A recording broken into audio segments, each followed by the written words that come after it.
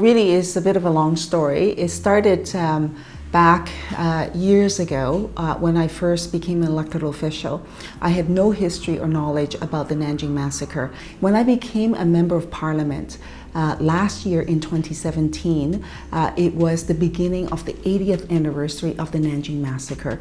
And I thought, you know, it is time for Canada as a country to acknowledge this and to declare Nanjing Massacre Commemorative Day, to honor the victims and their families, to really say to the international community, to all Canadians, that this history needs to be remembered, and never again can we allow for these kinds of atrocities to repeat itself.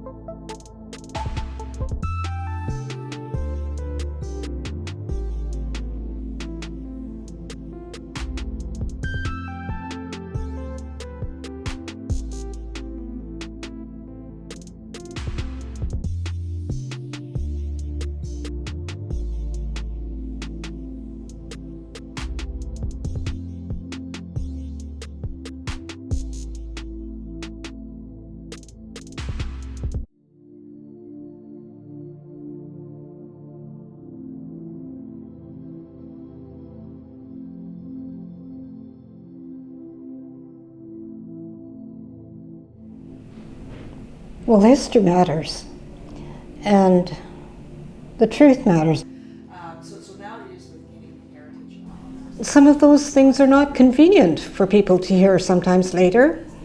So people try to revise history, try to live in a place of comfort where bad things did not happen in the past. As a person of Japanese ancestry, I think it would diminish us all if we tried to whitewash the truth, because then we would no longer be capable of knowing what we are capable of. We would no longer know who we are if we wipe it out.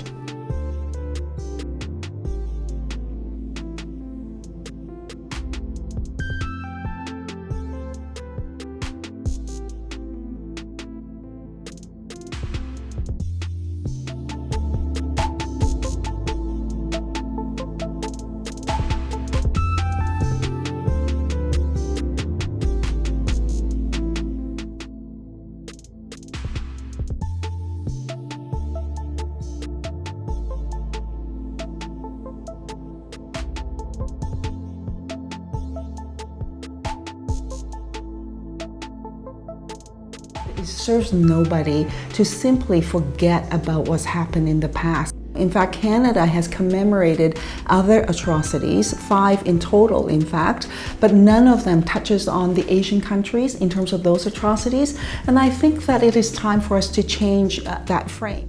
And people assume that the way to make their own true stories go away is to silence them. If you don't talk about it, if you don't hear about it, it didn't happen. I think we all need to change our identities and interchange them and become each other in some way so that we can understand our common humanity. We need to get out of our own skin. Love is knowing everything there is to know about somebody else. And we have to be open enough to hear what other people are saying. When I look at the Japanese Canadians now, and I know that fear, and I know they will see me as a traitor, a betrayer, somebody to hate, that's pretty painful.